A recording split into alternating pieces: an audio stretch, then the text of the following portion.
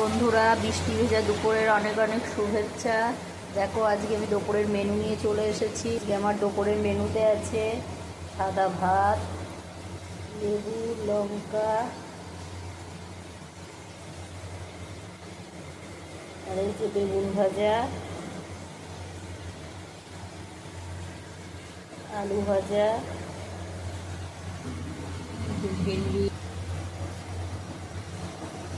ভেন্ডি সর্ষে বাটা, আর এই যে বিউলির ডাল করেছি, বিউলির ডাল,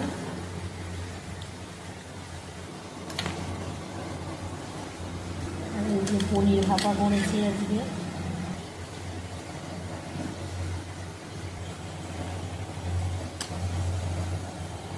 ভাপা পনির।